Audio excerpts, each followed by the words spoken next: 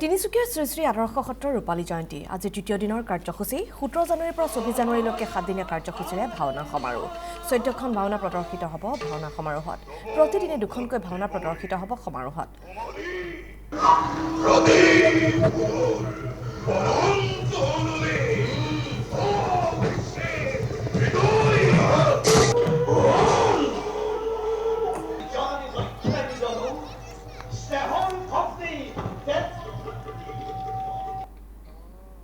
আৰু সমাৰোহস্থলীৰ পৰা এই সন্দৰ্ভত অধিক জনাব আমাৰ তিনিচুকীয়াৰ সিনিয়ৰ ব্যুৰো চিফ ৰঞ্জিত দত্তই অনুপম সৃষ্টি ভাওনা এই ভাওনা প্ৰচাৰৰ বাবে ৰাজ্যখনৰ বিভিন্ন প্ৰান্তত অনুষ্ঠিত হৈছে ভাওনা সমাৰোহ তিনিচুকীয়া আদৰ্শ সত্ৰও অনুষ্ঠিত কৰিলে 25তম সোণালী জয়ন্তী বৰ্ষৰ সংগতি ৰাখি ভাওনা সমাৰোহ আজি দ্বিতীয় দিনাও অনুষ্ঠিত হৈছে শনিৰ দেৱত্ব প্ৰাপ্তি গণেশৰ জন্ম কাহিনী আৰু গজাখুৰৰ মুক্তিলাভ ভাওনা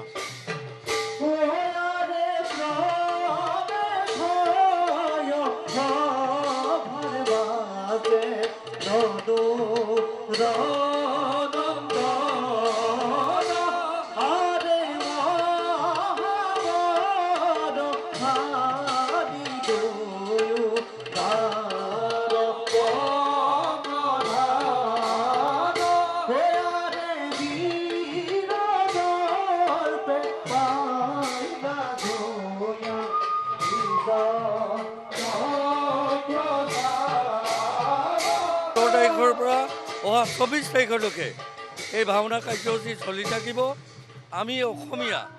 আমাৰ উঠি অহা প্ৰজন্মক আমাৰ গুৰুজনাই দি যোৱা গীত মাত ভাওনা এইসমূহ পাহৰি গৈছে গতিকে আমি নৱপ্ৰজন্মক অসমীয়া জাতিৰ সত্তা জীয়াই ৰাখিবৰ কাৰণে অসমীয়া জাতিটোক অসমত মূৰ দাঙি থিয় হৈ থাকিবৰ কাৰণে এই ভাওনা সমাৰোহৰ পৰা আৰম্ভ কৰি গীত মাতসমূহ গুৰুজনাৰ আমি আগবঢ়াব বিচাৰিছোঁ মালি তব ভদ্রিবই হুমলি রক্ষক আমার মহাদেব চিরল গদর তপস্যারে তস্ত করি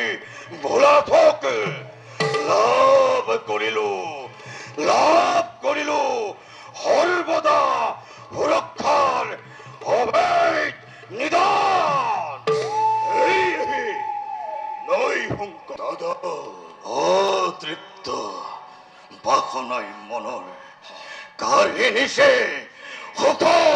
নিদ্ৰামৰ দাদা একে পিতৃ অৰবজাত অতিথিৰ পুত্ৰ ৰবি